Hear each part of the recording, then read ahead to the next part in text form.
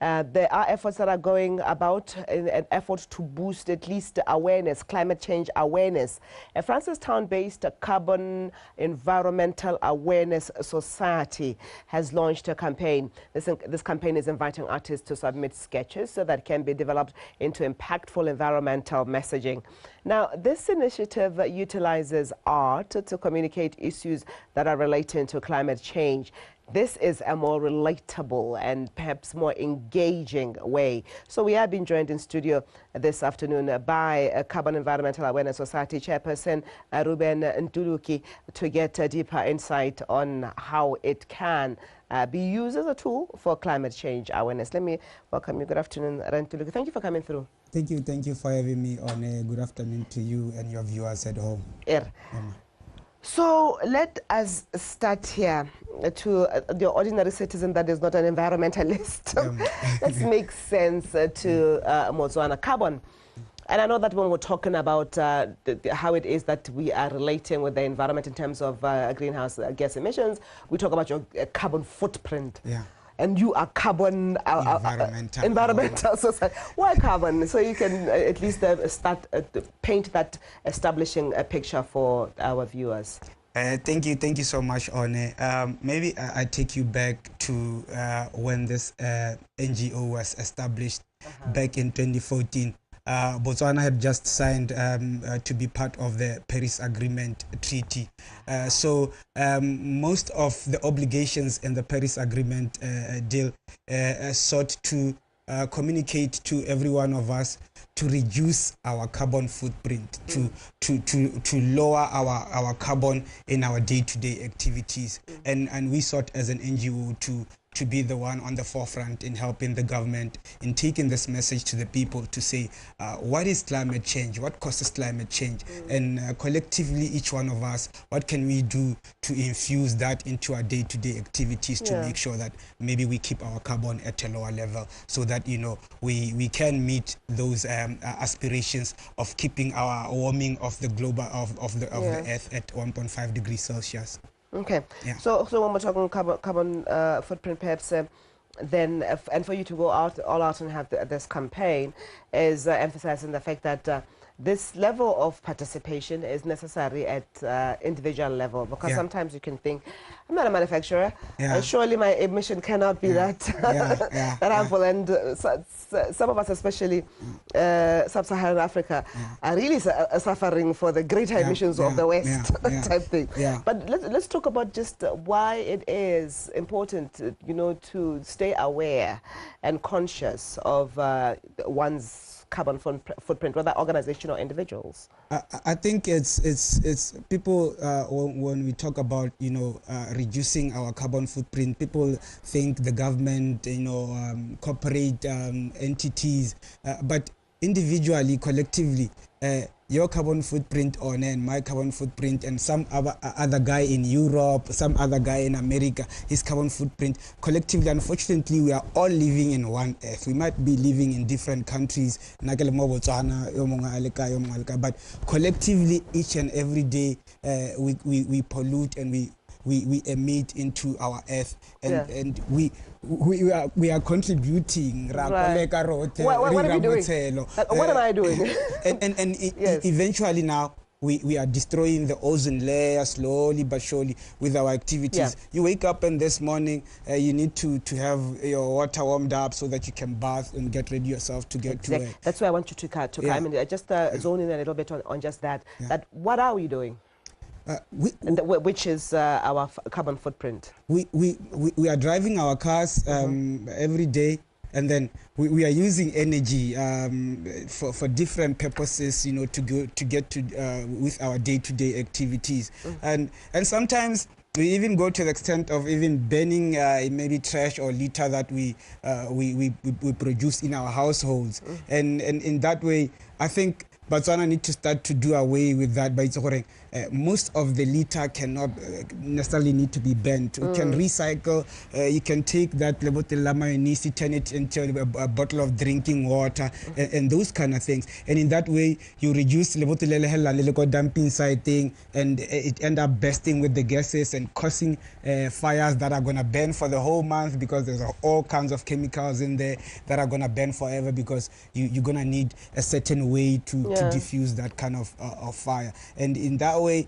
we collectively, continuously emitting this carbon into the ozone layer, and then eventually now we're getting the heat waves, we are getting the floods, we are getting the weather patterns that are not, consistent with the way we used to know it. Do you know this one is a big one that you allude to there, about reducing our generation of waste. Because this is such a consumer society today. We buy and all we the buy. time. Sometimes when we don't even need to. But from packaging to end of life of whatever product it is, what that packaging does, the amount of waste we generate, we can just look at our landfills. Is alarming. So it's almost a scary thought. When you think that as populations grow, we're going to waste even more. I think it's high time we need to start to think when we produce products.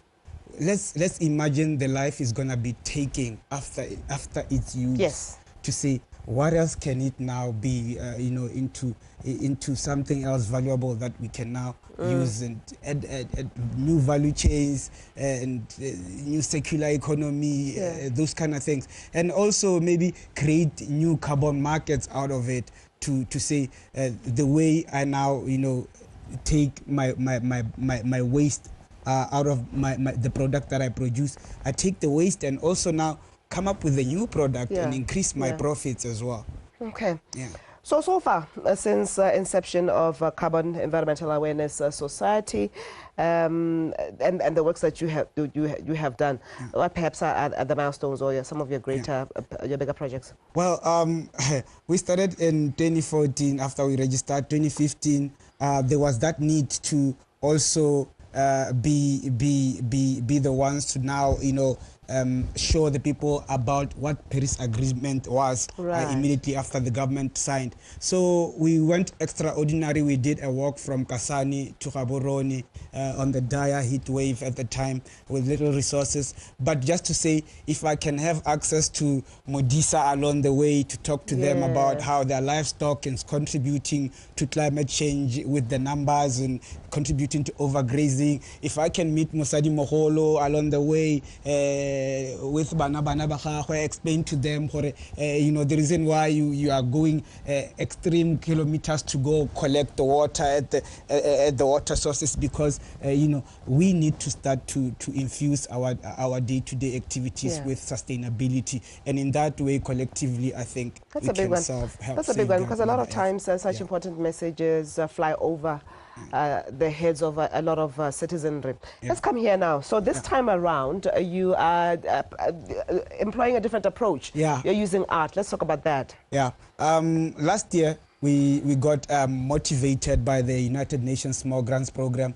They gave us a little bit of funding to do a pilot project of just doing this climate change awareness on our local communities. So we are in the Northeast. We are doing this. We've been going to the Kota, talking to the farmers. We're going to schools, doing the school outreach. And then last month, we started doing a roadshow now, where we employ Eugene Jackson as our brand ambassador to help talk to people about climate change through music and stuff. So now, because we are just in the Northeast with this project, there's been some demand from Botswana across the country within our social media pages to say, this is important education. We also need to have access to some this kind of information. So, and then we looked at what kind of way, with the little resources that we have, how can we spread across Botswana to be able to also take this message to the rest. So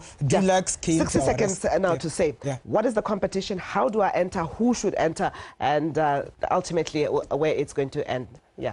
All right. Dulux is partnering with Carbon Environmental Awareness to bring a dynamic and a creative initiative of engaging the community, especially the young people and artists, in raising public consciousness around climate change and sustainable living. The competition is designed to use art as a powerful communication tool to, create visual and represent, sustainable practices within our local communities. So artists, school children, change influencers, everybody across Botswana, everywhere from Kanaga, Chanoga, Lentsweletau, everywhere across Botswana, artists can submit sketches that we're gonna be developed into a mural. And come and paste them at the maybe at the old school they used to go to, at the village quota, or maybe at the entrance of their village, to bring this climate awareness and sustainability to their town, to their village, and collectively we can help start and spark this conversation within the rest of the community level. Where do we reach you? Where do we reach this information? Please submit your sketches to info@carbonenvironmentalawareness.org. info@carbonenvironmentalawareness.society.org, or Ntuluki, RNTULUKI.gmail.com at gmail.com, and sejwepro @gmail.com, sejwepro@gmail.com. You can submit your sketches to those emails, and between now and the 31st of May. That's an important one. Yeah. The deadline. Reuben, thank you so much for coming through. Unfortunately, this is where my time, or my time that I give to you, ends. Thank you so much for coming through. Thank you so much for having me. Okay. So this organization, this NGO, is called Carbon Environmental Awareness Society. And Carbon Environmental Awareness Society is inviting artists. This is fine arts, but like wa